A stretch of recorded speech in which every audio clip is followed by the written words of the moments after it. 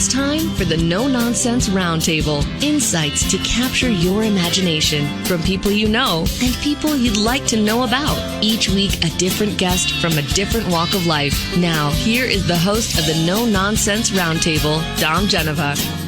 Well, welcome to another edition of the No Nonsense Roundtable. I'm Dom Genova, your host, every Saturday here, 10 to 11 on News Radio Wham 1180.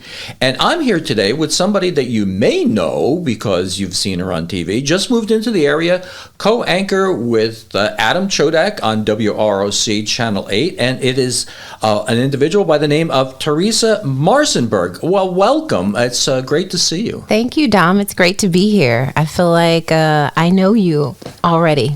Well, I appreciate that. And the reason that Theresa is saying that is that we've been talking for an hour so far. You've held me hostage here. Yeah, that's what I get to do for a living now, which is really kind of cool. But we're seeing you on TV. You're co-anchor. And it's not like we've seen you before, so there's a lot to talk about. And let's start talking about how you got here. Well, I would say that I'm still anonymous and unknown, and because of the cold, because of the weather, I'm wearing my hat and gloves and scarf and coat and all bundled up. And a lot of folks out there, I don't think they know who I am when I'm at the grocery store, or the gas station, or wherever. And it's kind of fun because they'll do a double take, and then by the time I think they get it, I'm gone. I'm out the door. Well, especially when you have a mask on too. Exactly. Yeah, I forgot about the mask. Yeah, these two little eyes sticking out. It's like everybody's wearing burqas now, right? Yeah. One of the security guards, in fact, yesterday, I was at Rochester General Hospital doing a story, and when I came out from doing the story, he was like, "Oh, you got to take all that stuff off. I didn't know it was you, and you got to come out of that hat." And I said, to be honest with you, I probably won't shed my hat and all this other stuff until May, when I'm sure there are no more 30-degree days. Yeah, if the snow didn't melt sometime in July, we'd have glaciers.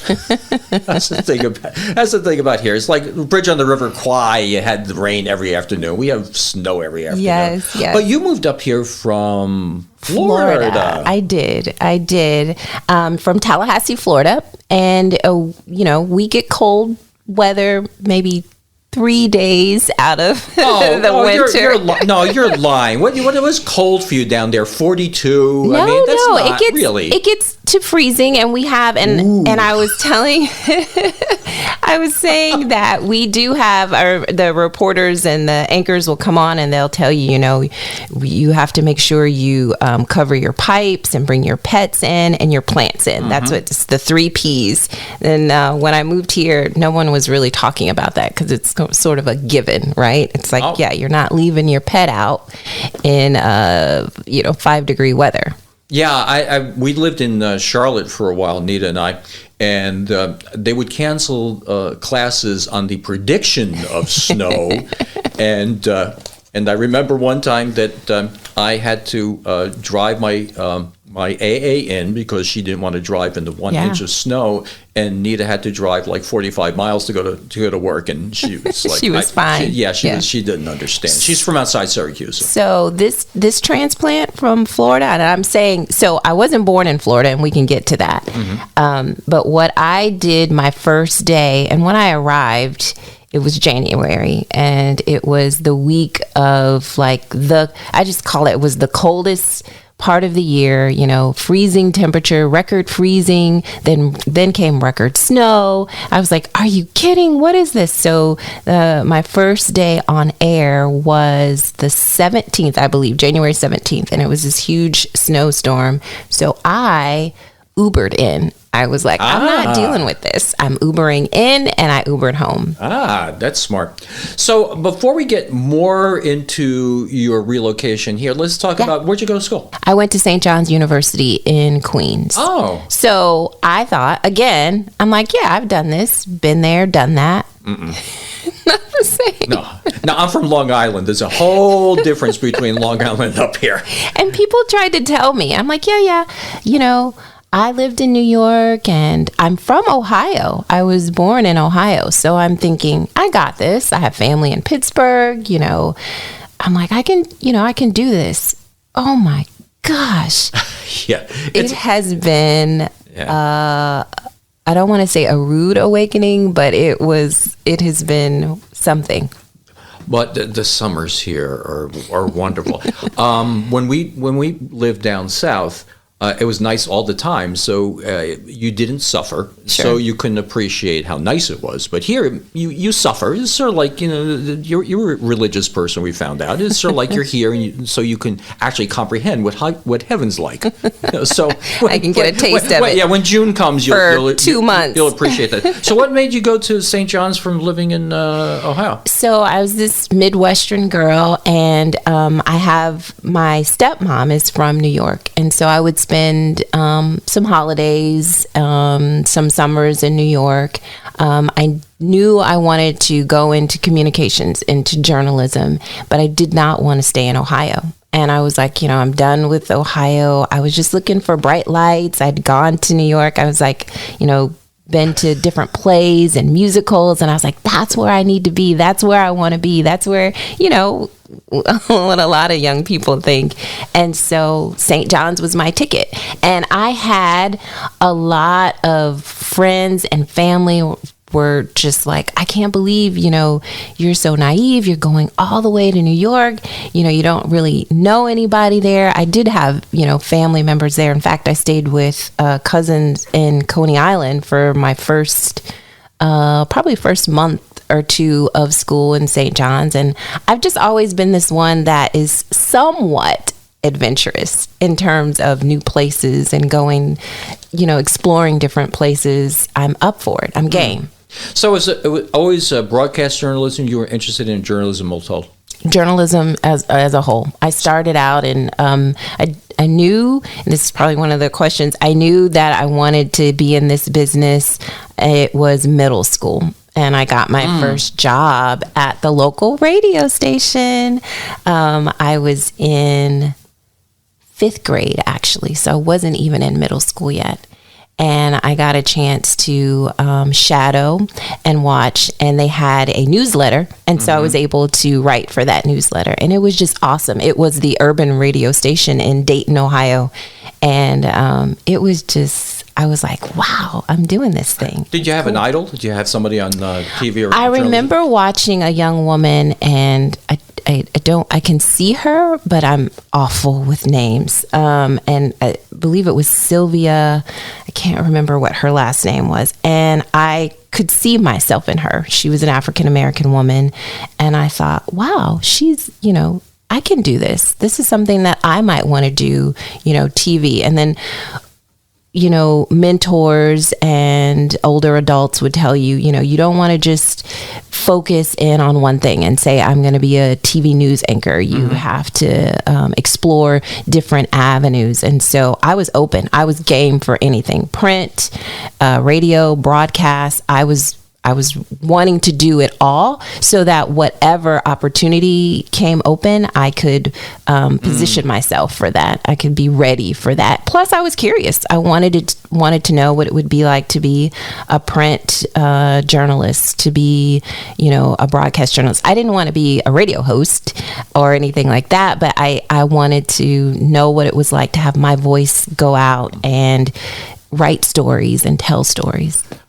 So what I'm hearing is you pointed yourself in a direction, not really a destination, but a direction, a direction of where you wanted to go, and you end up in broadcast. I wanted to expose myself to all aspects. The only, I remember interning in the city in the summer at a publishing company because that might have been a way that I could go. I was looking for anything, hungry. Wonderful. So our first segment is about over, so we're heading into a break, and we'll see you on the other side.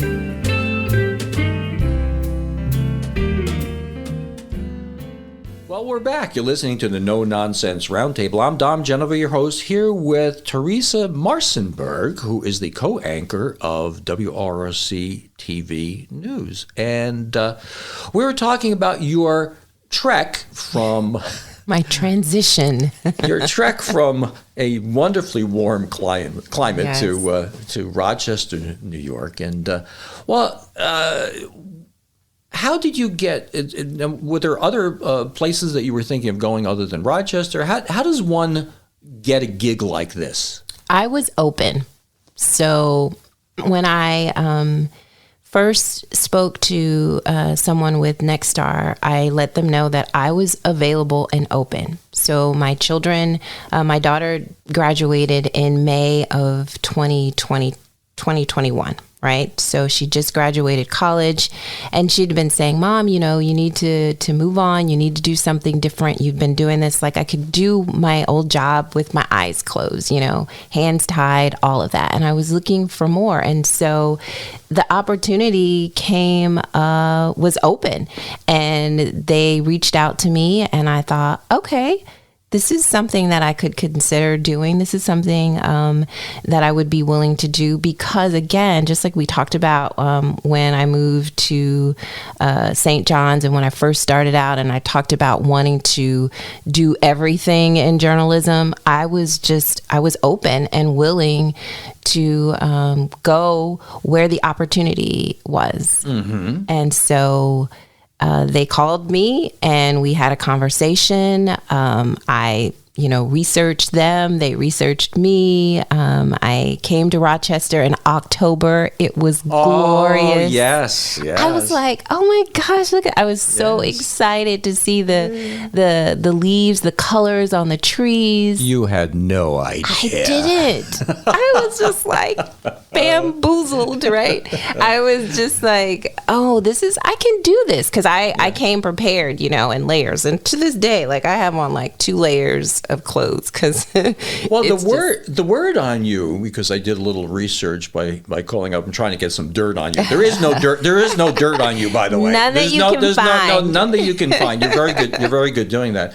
But they say that you do wonderful research. That is your reputation, that you do great research. Yeah, I love it. I can see that in your eyes. Yeah, I love it. They didn't lie to me. Yeah, I like to be able to, and what upset me was even with this interview, I wanted to do more research on you, Dom, because it's what we do, right? Or what I do as journalists, I want to go into a situation prepared, right? So I want to have as much information, armed with as much information so that if I go somewhere and it flops, I'm interviewing you and you have nothing to say, I have something to fall back on. I can talk to you. I can't do numbers, right? So some people are gifted with numbers. I remember situations. I remember if you tell me your children's name, I remember that. You tell me what you did with your girls and I can remember that because those are the kind that speaks to me. So you did some research on me and you decided to come anyway. No, I didn't get to do as much research. Okay. Yeah. Oh, okay. That's what. Yeah, I feel. Okay. We talked about it. I feel like a fish out of water. So you're unprepared for this. Yes. Well, good. I can hit. And I don't like that feeling, right? I can hit you some really. Well, not every question I ask is a serious question. What's your pet peeve?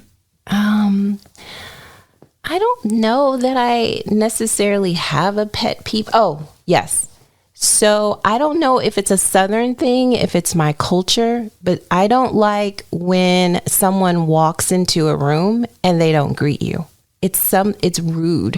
So if we're in me and you are sitting here and your wife comes in or anyone comes in and they don't acknowledge me, they don't say hello, I just think that's rude. And I think that, and I don't know if it's a Northern thing. Like I said, I don't know if it's a cultural thing. I've talked to folks about that. In the South. It happens in the South too, because I've spoken to friends before and coworkers and I'm like, so-and-so, I'm not going to call names, so-and-so never speaks when we're in the hallway and we're passing. I'm just a friendly person. We don't have to have dinner. We don't have to, have drinks later. Just say hello. What does it hurt to say hello? Well, you lived in the New York City area for a while. I did. There weren't that many people that do that, right? I mean, no, but when you come into it, when you have a relationship, even if it's a work relationship, you come into the office, you say hello. Okay, you dared me now. Now I have a question for you. Okay. Now I got to hit you with a question from left field.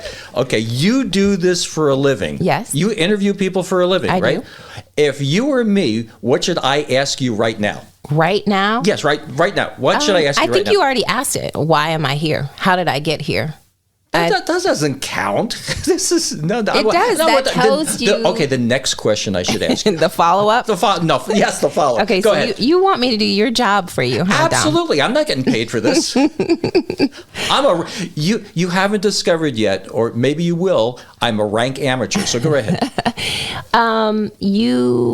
You sent me some questions, so Yes. let's talk about What's your favorite? One of the things you sent me was about the garbage plate.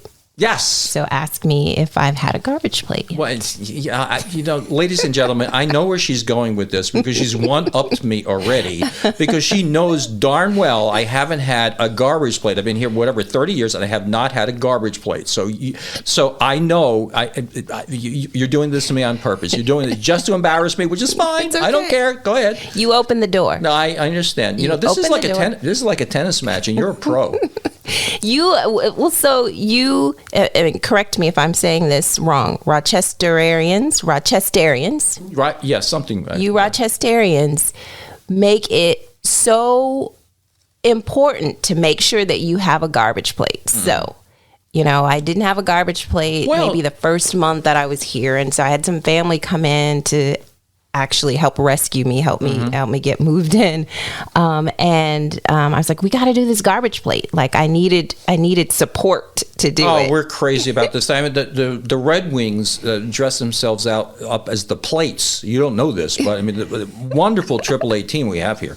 But they dress themselves out. They're going to be playing games as the plates, and they have this uniform that has a garbage plate on the uniform and everything. We're nuts when it comes to this plate thing.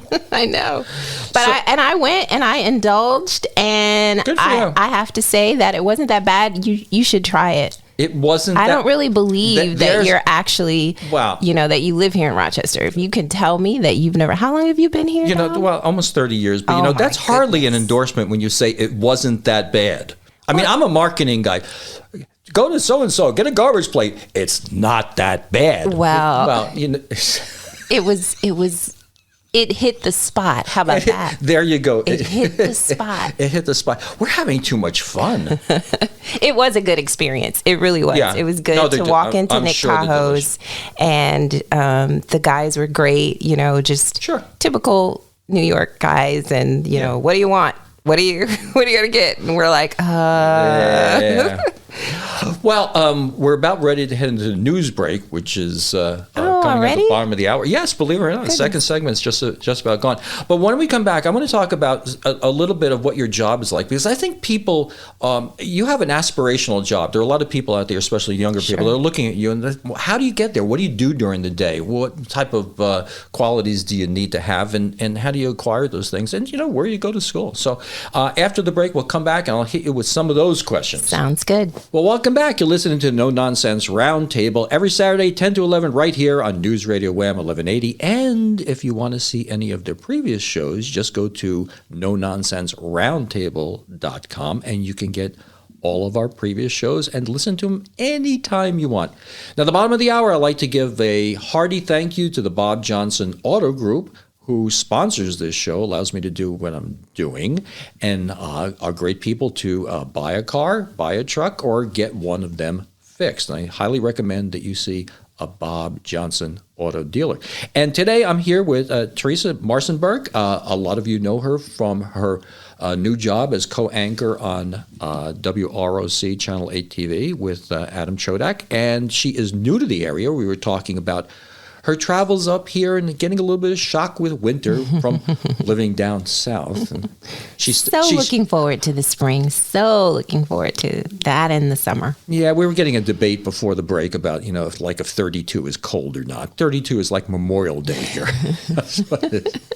So we were having some fun with each other before the break, but let's get into a little bit of the weeds about some serious stuff. I mean, obviously you didn't get a job here because you have a connection or just your personality. It's got to be things that you've done and accomplished and whatever. So let's talk about some of the serious things that you've reported on in the past and how you felt about them. It runs the gamut, so they say. My my focus in the past couple of years has been on education issues. And so when you think about school board meetings and, charter schools versus public schools, initially it was just like, kind of, not that exciting, not so sexy. But boy, has it become sexy in the past, 5 years or so. But I started in Florida, and it seems like, Florida is the epicenter for a lot. And they started out with one of the first charter schools, and a lot of it has to do with, and then private school vouchers and, using state dollars to send public school kids to private schools and the controversy surrounding that. But I've also covered, my share of hurricanes and national stories. I think I wrote in my bio about Bush v. Gore. I mean, we all of us of a certain age remember Bush v. Gore, and some of us read about it in the history books. And I was actually living in Atlanta at the time, but I would travel back to Tallahassee to cover that. And it was just it was really amazing at the time. It was like one of those first huge stories, right, where you see all of the national and international news media,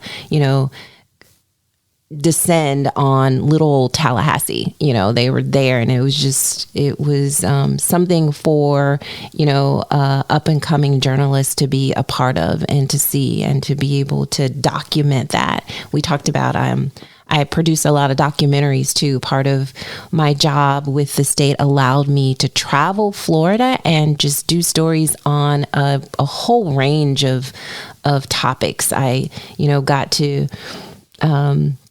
spend time with a Greek bouzouki player and learn what that is and what they're doing and Cuban bata drummers, and just like I think we talked about, I love learning about different people and their cultures. Spent time with a Haitian drummer. It just fascinates me. And of course, Florida, like New York, is a melting pot, right? There are people from all over. And so I'm so looking forward to being able to do that in Rochester, because there's a good mix of people here. And I want to get to know, I can't know everybody, but I really want to explore different cultures. I went to Catholic school. I didn't grow up Catholic, but that interests me, but nuns? Yeah. Oh, we have something else in common. Yeah. So I went to Catholic school for a year in, like parochial, as you would call it. And then I went to St. John's, which is a Catholic school. And so in New York, and and I had Catholic friends. I didn't know that, being from Ohio, I didn't know that there were Black Catholics. Huh. So, yeah. And so, well, we're all in our own separate ponds. Yeah, I went to a Catholic grammar school, high school, and college. Mm-hmm. So it wasn't until I was very late in life that I realized that there were other religions all told. So that's it. So of these documentaries, do you have a favorite? Do you have one you're most proud of?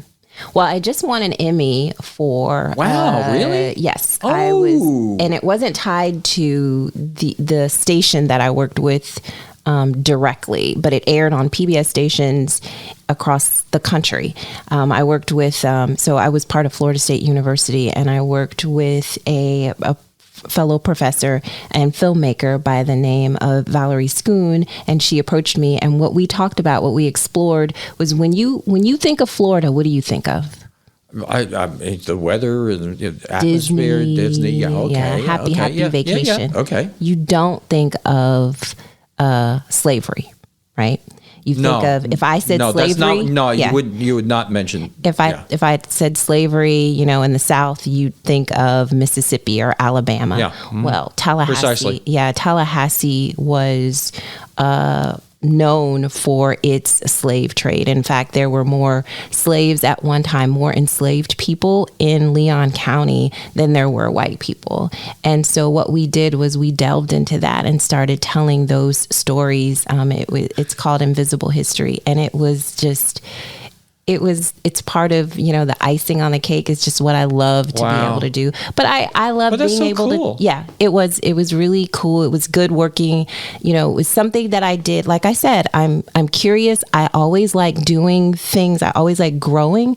And so that's why I sought that out. She asked me about it. It took up a lot of my free time. An Emmy. And we won an Emmy. Yeah. I have to mention now that I talked to Theresa on the phone a while ago when we were setting up the show.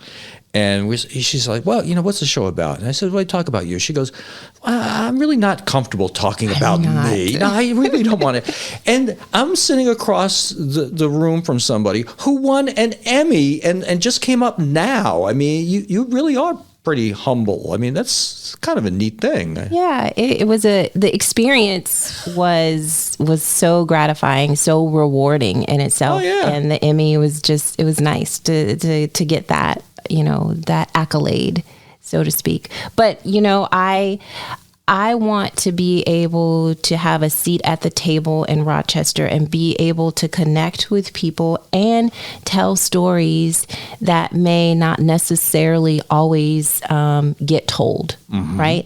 And so because I'm African American, that's one of the things that clearly I'm looking at, from an African American point of view. And so I do that. That doesn't mean that's all the stories that I tell. Like I told you, I'm interested in Greek cultures and Asian cultures and all types of people because I always like to find ways that we can connect, right? Absolutely. Yeah. And so I really enjoy that. And then there are the stories that are really, really tough, stories about babies dying in our community and mothers dying, mothers losing their sons, right? So Florida, we had Trayvon Martin, and it was, and then you had George Floyd recently. And so those stories really make you think, make you have to process a lot. But you still have an opportunity to tell it, right? Good, bad, ugly. You have an obligation to tell it. And I like to be able to tell it in a way that is objective. Wow. I can certainly appreciate that. And I can see where that leads you to a journalism career. So we're going to be talking more about these things after this break. Okay, we're back. It's the No Nonsense Roundtable, and I'm Dom Genova, and you are listening to a conversation with Theresa Marsenburg, who is the co-anchor of WROC TV Channel 8 News. And we were talking about some of the serious stories that you covered when you had your previous job. Oh, yeah. And let's talk about a little bit about Rochester and about where you're working now. A little bit of an aside, a lot of people don't know what a cool building you are. That used to be the old radio station, or WHAM. And if you go there someday, I don't know if you have tours or not, but you see the seats that they have where people would sit there in an audience while the radio program was going on, and people are reading the scripts from pieces of paper. And it's come a long way since then with the green screens and everything. But a lot of history of that building, and Art Deco.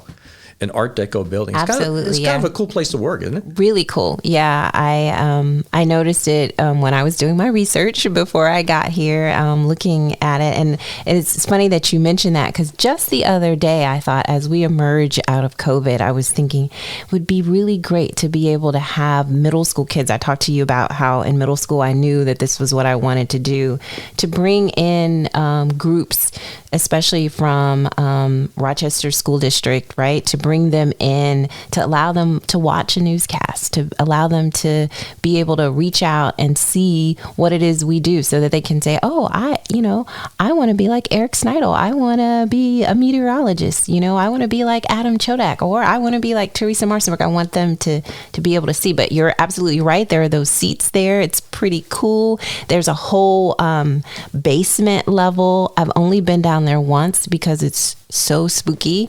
They showed me, and maybe once or twice I've been down there.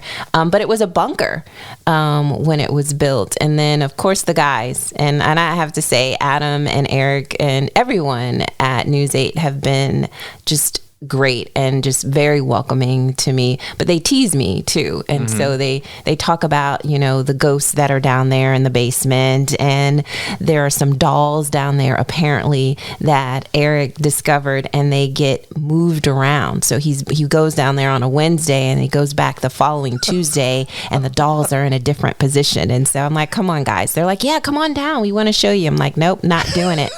I've seen that movie, and I tell them, and I joke around with them. I tell them, like, the black person is always the first one to go, so you're not putting me down there. Sorry. But yes, it's a beautiful building, and I like to, during the break, so I come in at 2:00. Typically 2:30. Yeah.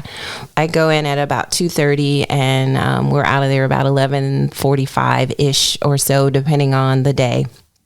But if I'm not going out because it's so cold or there's another snowstorm out there, I'll stick around and I'll head out to the front. And they've got really cool equipment out there and vintage cameras and things. And I'll just sit there, and it's like a museum. I just sit there and I maybe call my kids and we'll talk. And so do the news, do you have writers, or are you doing most of your own writing, or how does that work? It's a team. It's a whole team of producers, executive producers, digital writers now for our website, digital producers. You have your videographers and you have your editors. And so it is a team sport. We're all in it together. We're all working together.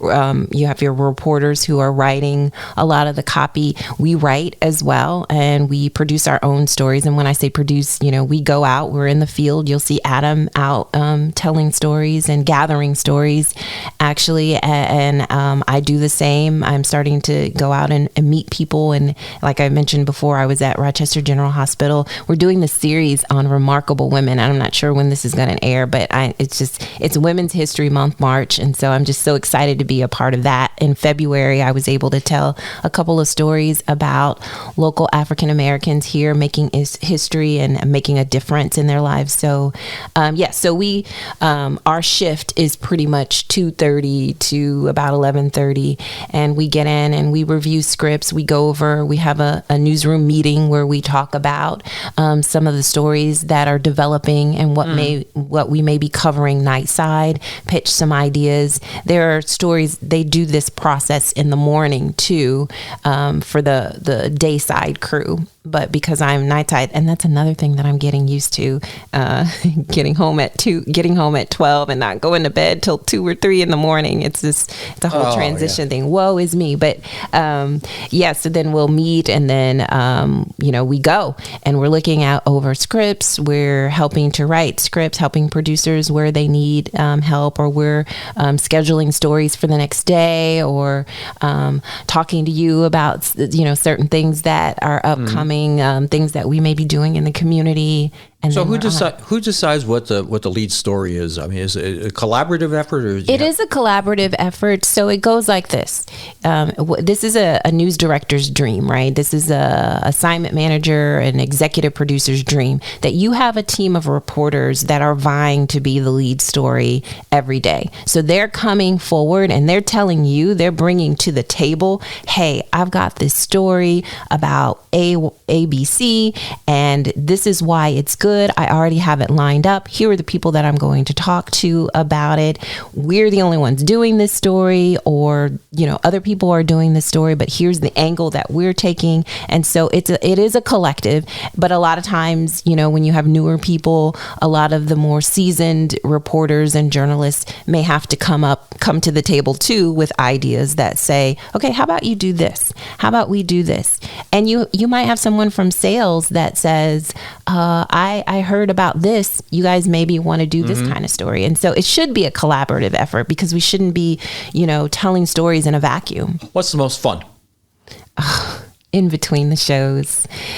So my previous station, and in between the breaks, it's funny the conversations that we'll be having in the break. And I'm still learning. It's like a choreography, right? Because we're at this desk, and then we move to another desk, and then it's Eric that's coming up, and so I'm still learning the dance, right? The moves, and they'll be talking about whatever sports or dinner or whatever in the break, and then 3, 2, 1, and then we're telling the news, we're reading the teleprompter.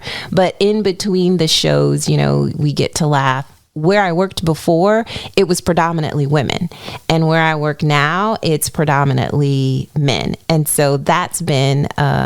Do we want to know? You don't want to know. We don't want to. You don't want to know. Are you afraid of live mics during that? Is that what you're trying to tell me? No, because they're very professional. They're very professional, and they got it. They got it down. I was only know teasing you. They know what they're doing, but. In between the shows I'm talking about. So when we're done with the 6, and then we're getting ready for we go to dinner, and then and we're getting ready for the 11.